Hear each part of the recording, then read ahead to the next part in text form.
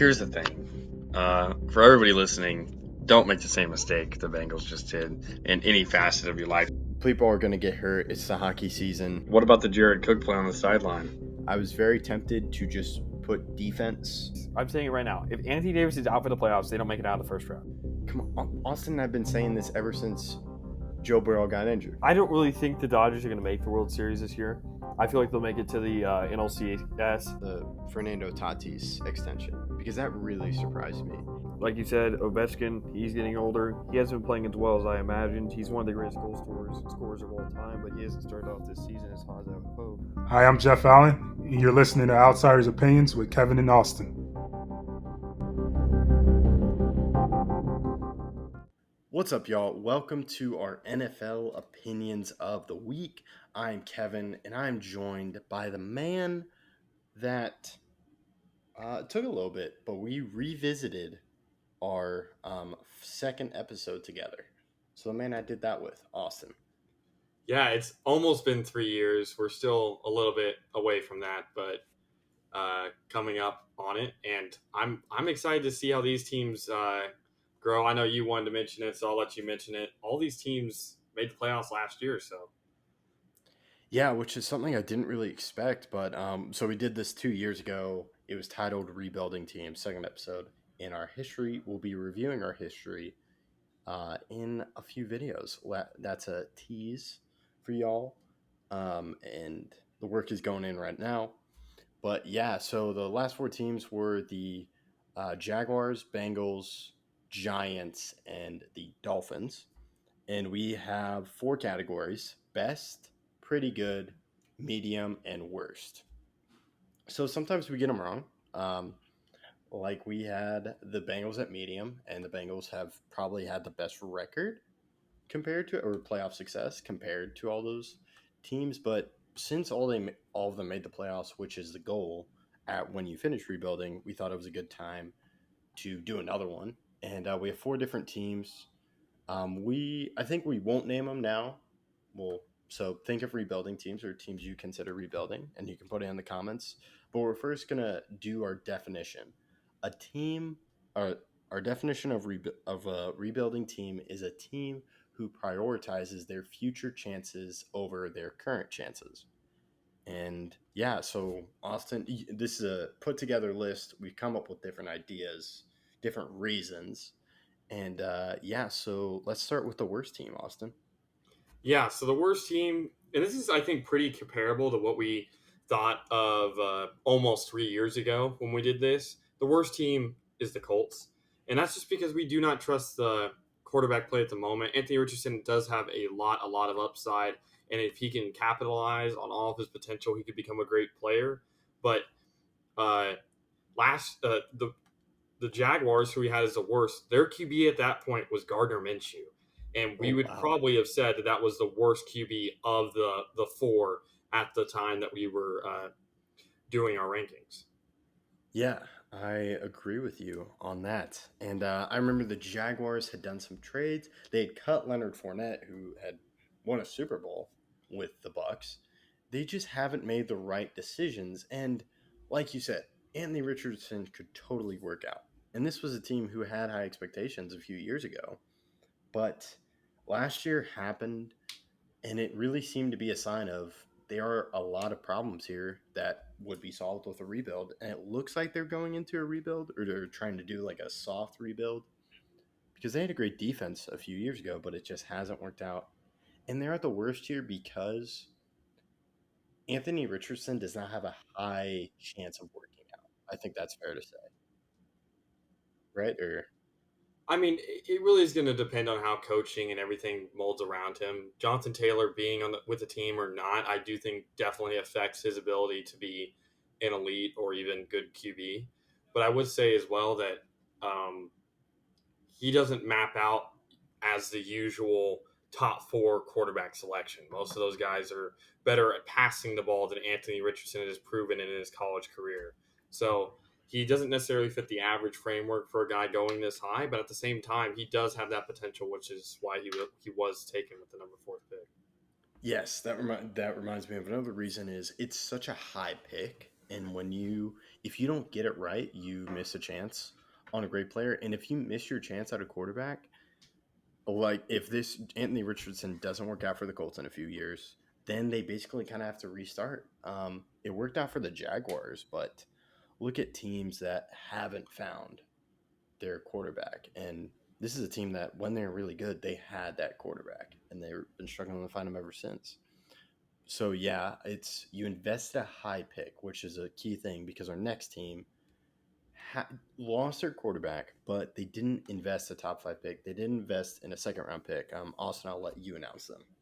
Yeah, so the team we have in medium is the Bucks. They did invest a second round pick in Kyle Trask a couple years ago when Tom Brady was still with the team, so you would hope that would work out. But they also picked up Baker on a cheaper contract as quarterbacks stand, and because of the talent around those two, I do think they still have a good chance of being good in the near future. Maybe after this year they're bad, but then they're only really a quarterback away. When you have Chris Godwin, Mike Evans, Kate Otten, who I think is an underrated tight end prospect, then you still have Rashad White, who I like. Devin White is still a young linebacker. They still have Antoine Whitfield, a young, strong safety. They just have so many young guys around the quarterback position that even if they do struggle this year, we're not projecting this next season who's the best, just who's in the right stage of rebuilding to be good in the future. And I do think the Bucks have that. Yeah, and they have some older guys like Vita Vea. I'm not sure if you mentioned him. He's a nice veteran presence. They also have Shaquille Barrett and, of course, Levante David. But, yeah, if they replace the quarterback, this team could contend for the playoffs. But they haven't invested a super high pick compared to the Colts, which to us, it feels like a better situation because you're not live or die with that quarterback pick. Like, look at the Jets. They're a team that invested high in a quarterback and failed with Zach Wilson.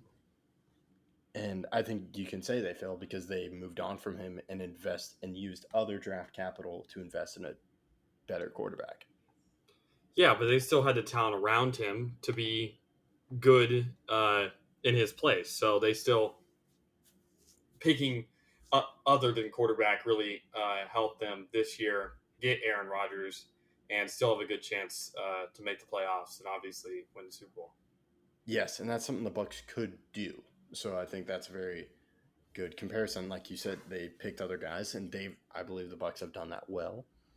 But yeah, they're medium because compared to this next team, we like their defense. I like their defense, and you also mentioned some guys on their offense, and that's the pretty good category, and that's the Panthers.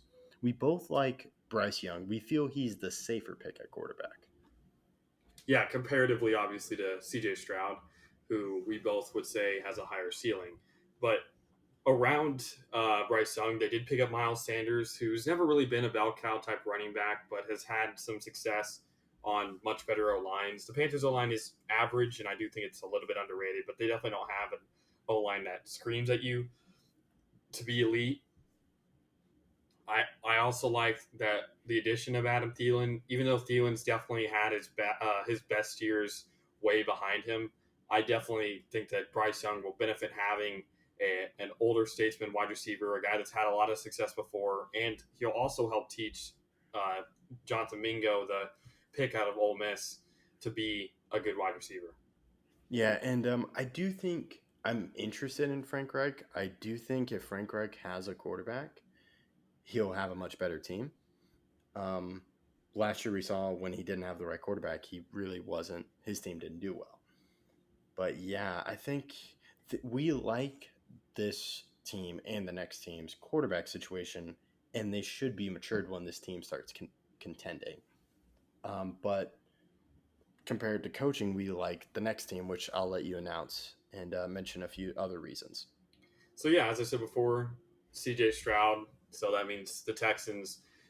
You see, they struggle on defense, but then they hire D'Amico Ryans. So I think that Ryans is one of the better head coaching prospects into the season, and I definitely love his ability to coach on the defensive end. I mean, the 49ers have always had so many guys on get jobs after coaching one of the best defenses in the league. And I definitely think that while Houston struggled on defense last year and will probably struggle this year at the start, his ability to coach will help this team excel past their probably usual averages. And with that, they also obviously on offense have CJ Stroud. Damian Pierce is a good young running back. I like Nico Collins. Tank Dell, the guy that CJ Stroud requested to be drafted. I feel like you have to be happy about how the offense is turning out, even though they're not going to be the best offense in the league.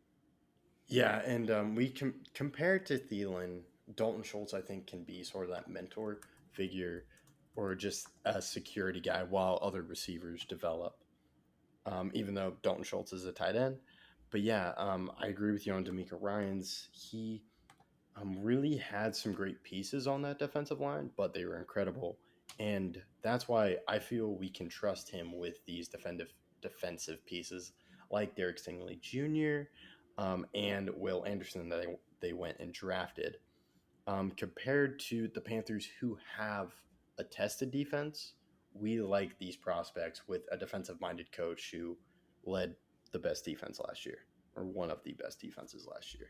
Yeah, I think saying the best defense last year is fair, as they really dominated every team they played against mostly. And I'm definitely excited for how Will Anderson progresses and Stingley progresses, because Ryan's really kind of, even through injuries last year, helped the 49ers defense excel. And when you already are building a good offense and get a good defensive pieces, a defensive good, head coach can really help. We've seen that before. Getting good offense can really help your head coach, especially if they're defensive oriented, focus on defense and help them get better.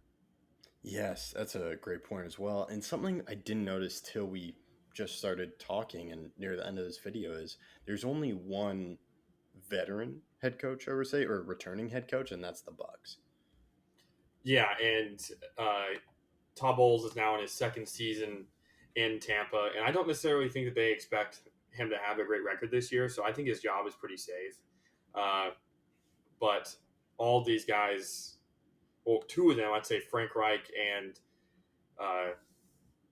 Todd Bowles, has more to prove sooner than the others, because those other guys aren't necessarily expected to be good soon. Yes, that's a good point as well. And with the three rookie head coaches, essentially, even though Frank Reich has coached before and coached last season, with these new teams, I think if you're the owners, which we're kind of viewing as when doing this, you are imagining this is going to be the coach when I'm contending for the playoffs. Exactly.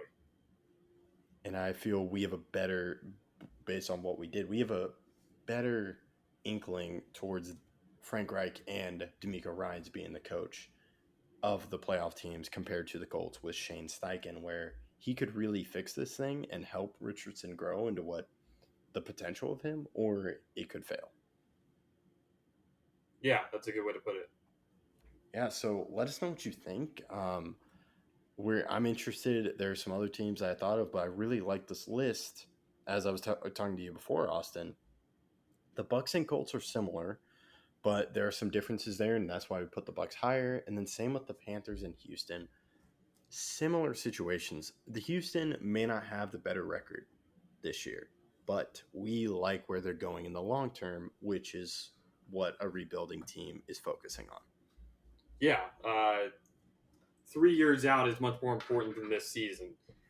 Houston could win 2 or 3 games this year, and I still like them for the future because of all those prospects that they have. Yeah, and let us know what you think. We really, this was fun revisiting and kind of starting over and seeing how well the teams did we talked about last time. And so make sure to check out that video. And thank you for listening to Outsiders Opinions.